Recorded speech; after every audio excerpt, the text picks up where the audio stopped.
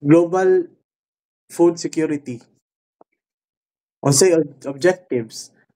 Able to explain the aspects of food security, identify issues by communities and countries in food security, formulates actions for communities, governments, and civil societies about our food security. Explain the conditions that affects food security.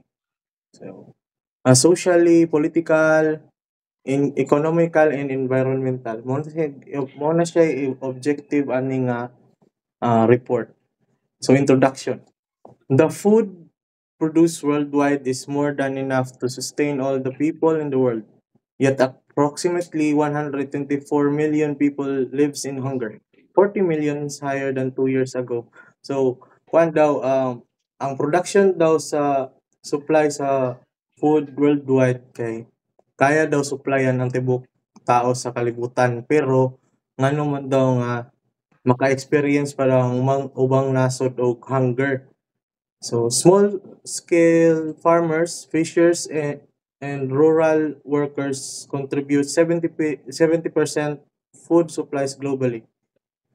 Yet it is one of the most vulnerable sectors for food insecurity, showing us that the status of food insecurity worldwide is dire and it seems that it will continue in the future. So, ang sector sa mga food producers like farmers, fishers o katong mga rural workers daw kay dako daw contribution sa supply sa pagkaon sa kalibutan pero sila pod ang kanang number one nga naka-experience og kalisod sa access sa food supply. Mm, mo siya nya. Next pre. What is food security? Food security is when every person in the community has sufficient access to safe and nutritious food, especially those people that has particular diet setup or preference for healthy lifestyle. Food security happens when access on safe and nutritious food is limited. Famine, hunger, and other food crisis. This is food related issue that other countries or global institution make steps and countermeasures to address these concerns. So, ang food insecurity, mo na siya tong mga community or mga nasod nga kanang gamay rag supply or na sila supply pero ang mga tao silang community kay usahay dili ka afford or dili dili nila makuha tong mga healthy nga pagkaon nga kinahanglan nila. Then, despite of having a surplus supply of food worldwide, why does hunger, famine, or less food insecurity or else food insecurity still a problem around the world? Ngano daw nga maski daghan og supply ang kalibutan og food naagihapoy mga famine ug hunger sa ubang mga nasod nga ilahang na experience. So matubag ni siya aning report. Measure of food security and insecurity. To dive in the subject of food security and insecurity, several measures or directories have been developed. This becomes the basis for the countermeasures that several nations implement to combat the issue of food insecurity. These measures are used to know the cause and effects of the action taken, whether the quality, quantity, the range of effects of the action. Examples of directories that were expressed in the MDGs and SDGs are Global Hunger Index and Hunger Reduction Commitment Index. Next, Global Hunger Index refers to the data gathered from the population and it's used to evaluate these four important topics. We have this child wasting, also known as severe acute malnutrition or SAM. This is a serious condition that affects children under 5 years old. Common reason of this is not not enough access to nutritious foods, having infections like diarrhea and malaria, poor feeding and poor hygiene, and also climate change. Next, undernourished experiencing. Undernourishment is because of poverty, not enough money to sustain the needs of our bodies, especially foods. Child mortality. The death of children under the age of 5 where children dies due to lack of nutrients and other health issues related as well as unhealthy environment. Child stunting. Result of a poor nutrition due to repeated infection like malaria, diarrhea, and pneumonia. So, Hunger Reduction Commitment Index or HRCI. The RHCI is a valuable tool for monitoring and evaluating progress towards achieving food security. It highlights the crucial role of political commitment in addressing the global hunger challenge. Institutional coordination: collaborate among the government, international organizations, NGOs, and community. By working together, we can create a most equitable and sustainable food system that ensures everyone has access to safe, nutritious, and sufficient food. Government intentions and action. This category examines how governments intend to address specific issues and the actions they take to achieve those goals. For example, the US government expressed a strong intention to combat food security through various programs like SNAP, WIC, and ATIFAP. These programs aim to provide direct food assistance to low-income households, improve access to nutritious foods, and strengthen food system. Sustainable transformation of Philippine agri-food system. So, POU or prevalence of undernourishment and severe food insecurity in Food and Agriculture Organization FAO.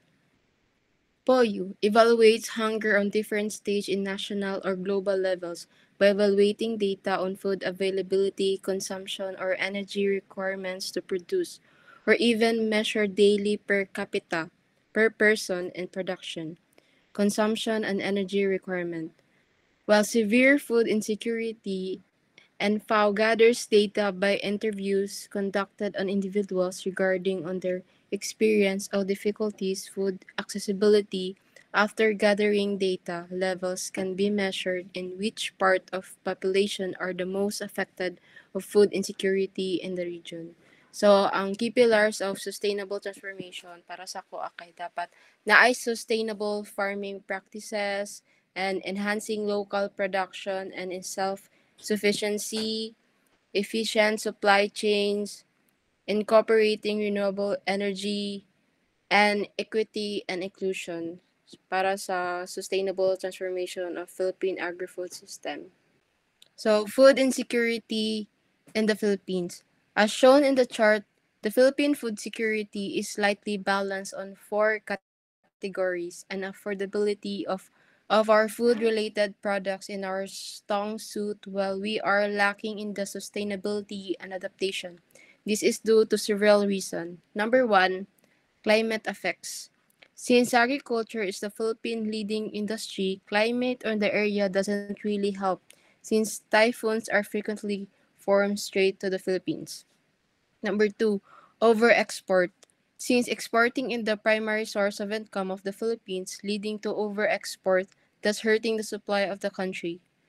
Number three, lack technological ingenuity.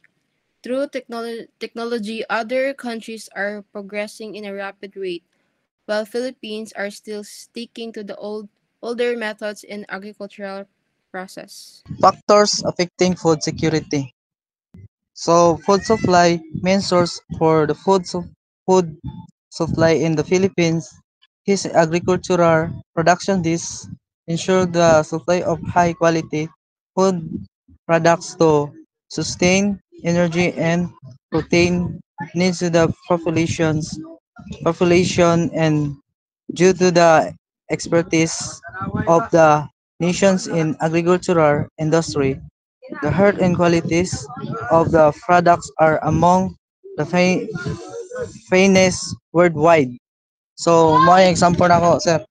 Ang ang supply daw ug ang presyo na sa pagkaon ang isa sa main issue sa ato ang nasod karon. So, nakahatag og dakong epekto sa ato ang ekonomiya ug sa ato ang kabuhayan sa mga tao, ilabi na sa mga ato ang nasod sa Pilipinas. So, ang food supply, kumbaga nakadepende sa kadaghan sa butang, ilabi na sa labi na sa una, importasyon. Mao na ang proseso sa pag-angkat or pag-aangkat sa mga produkto o sa local or sa kalakalan gikan sa mga ubang nasod nangadto sa lokal nga nasod. Kini ang gihimo aron matubag ang panginahanglan sa mga konsumidor or negosyo sa mga produkto nga wala nakuha sa lokal nga merkado or kulang sa supply. So ang ikaduha kay distribution, ang pagdala sa pagkaon gikan sa mga mag-uuma ngadto sa mga consumidor or importante sa aron masigurado mga moabot sa tanan ang mga pagkaon sa panahon ang mga katalugman kumbaga sakuna sir, sakuna sama sa bagyo or sa mga tagtuyot init mo ay maka-affect sa ato ang tanom. So ang ikaupat mo ni ang production. Ang ani sa mga mag-uuma makaka-apekto sa kadaghanan sa pagkaon na magamit. Food prices. Due to a shift of the global economy, supply and demand, and inflation on April 2018, the inflation rate reached 4.5%, leading to a mass increase on food prices. Although when we entered 2024, the inflation rate has gone down 2.8%. However, it is still high and with its prices are also high. So, mo na example na ako sir sa food prices. Ang presyo daw sa pagkaon nakaapektuhan daw sa una, supply at demand. Kung mataas ang demand kaysa supply, mataas ang presyo. So ang ikaduha, gastos sa production. Ang mga gasto daw sa abono, sama sa pesticides, baga mga spray, mo ni siya. Ug sa mga pagtrabaho o makaapekto po ni sa presyo sa mga pagkaon. So ang ikatulo, transportasyon. Gasto sa pagdala sa pagkaon gikan sa mga mag-uuma o ngadto sa mga konsumidor na makaapekto pod sa mga presyo. So ang ikaupat sir morning ang inflation. Inflation ay inflation or pag kumbaga pagtaas sa presyo sa mga produkto ug serbisyo tapos makakaapekto po ni sa negosyo sa pagkaon sama sa pagbaba sa value sa kwarta. So mao na ni siya. So na pinakalas kay morning ang over or ang supply sa pagkaon sa Pilipinas daw igo ra daw kumbaga aron daw matagbo ang need sa mga tao apan ang presyo sa pagkaon padayon nga nisaka nga nagpalala sa kapobrehan ug kalakalan sa seguridad sa pagkaon. Income. The population poverty rate is also high, limiting the people access to quality foods, and minimum wage in Metro Manila is 512 pesos per day, which is the defic- deficiently in s- s- sufficient to sustain a person basic needs that even if supply of foods is available, most the people can afford due to low income. Ang kana daw siya kay daghan daw galisod og palit sa pagkaon sa Pilipinas kay kadaghanan sa tawo gamay og sweldo maong nang masking daghan og baligya na mga pagkaon dili gyapon mapalit sa uban kay mahal or dili kaya ilang budget. Next bad, change of condition, environmental and social. Stud- Sudden change of environmental state and social circumstance can significantly affect stability and accessibility of foods. For example, is the El Nino phenomenon frequently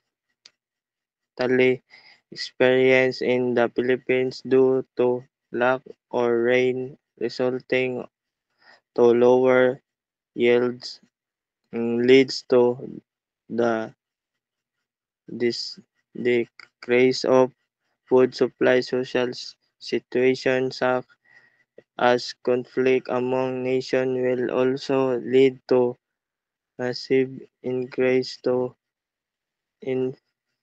inflation, the property and hunger flows.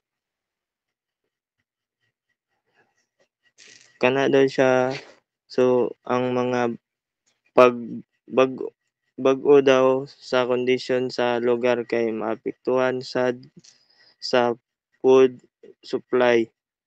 Ang gi-example diri kay tag-init, siyempre walay sakto nga tubig para motubo ang tanom so dili sila ka-harvest og tarong kay nangamatay na naman ang tanom kay init man unya ug war sad daw siyempre kay naay giyera sa lugar dili katrabaho sad ang mga farmers kay gubot man.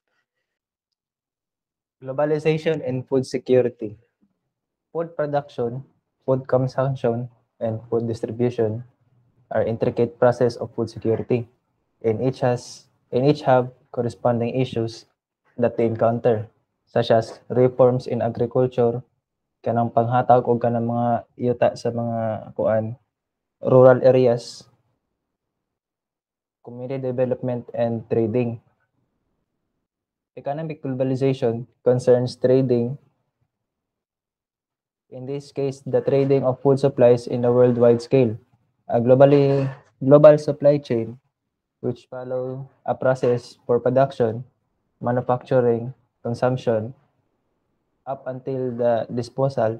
The most common issues with the global supply chain is the contamination of the products since it moves around the world, especially it's a biodegradable product and due to the volume of product supplies being moved.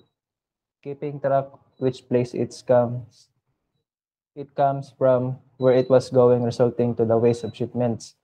So mo na nag-eskwelahan naman ni ang tawag ani naitawag ani na kuan sa agriculture food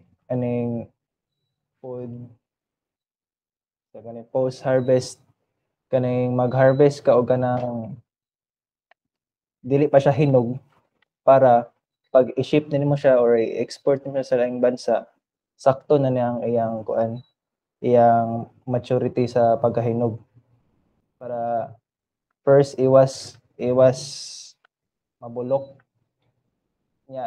second pod gasto pod siya kung mabalik ang shipments Plus to nahitabo sa kuan, kalimot ko na to na tuiga. Basta na ay isa ka company diri sa Davao, Sagingan, nag-shipment sila og saging sa Japan. Unya taas man og kaning chemical residues tong saging gibalik sa Pilipinas. So ang cost ato kay million ang kato na shipping sa banana. So ingana no. So diri sa kilid sa global food security natay kuan kining best and worst performing countries for the food security in 2019. Kaning green kayo best performance, kaning apple green good performance, nya ang yellow moderate performance o kaning kuan brown need improvement. So kasagaran gid no, kasagaran gid og kaning yellow o brown kay nagid sa kining equator dapita say cause ana kay ang agricultural production lisod mabuhian og tanom dira dapita sa kuan equator kay especially init kaayo mga mo range siguro og mga 30 to 50 degrees Celsius ang kainit dira. So lisod gyud kay mabuhian og tanom. Nya especially pod og kaning agri reforms kaning mga panghatag sa mga kayutaan sa mga rural areas napanay mga issue gyapon hangtod karon labi na diri sa Pilipinas. Kalimot na mo asa yung issue. So kaning mga best performance pod na mga countries grabe na po na nilang advance ang ilang technology na maka-produce sila na maka-cope sila sa supply sa ilang population kay advance nila mga technologies. So diri sa kuan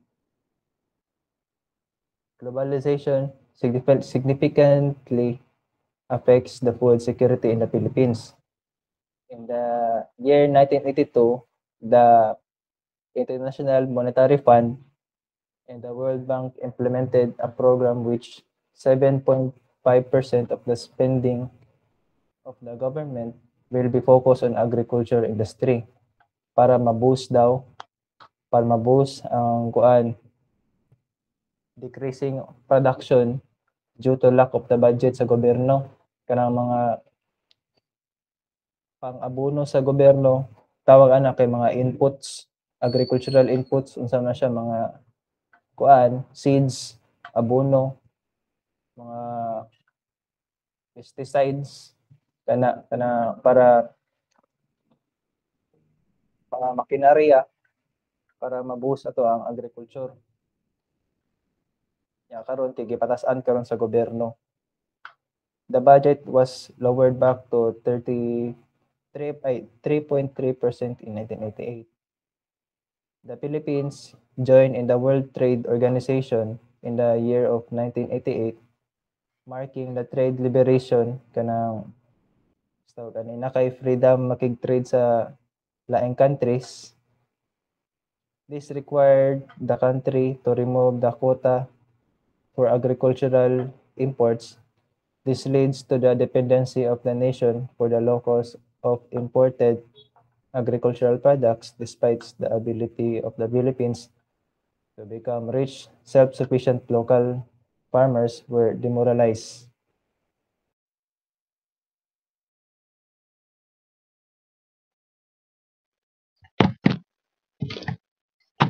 So, for the continuation of the report, versus commitments to achieve food security.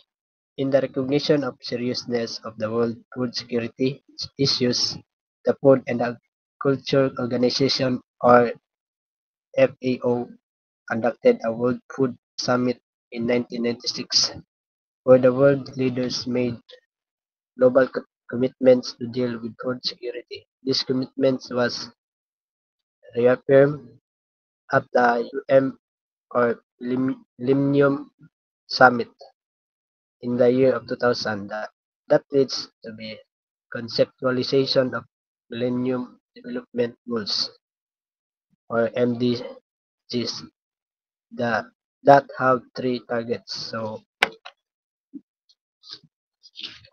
sa atong 1996 na World Summit is kanang sa FAO about sa food supply worldwide.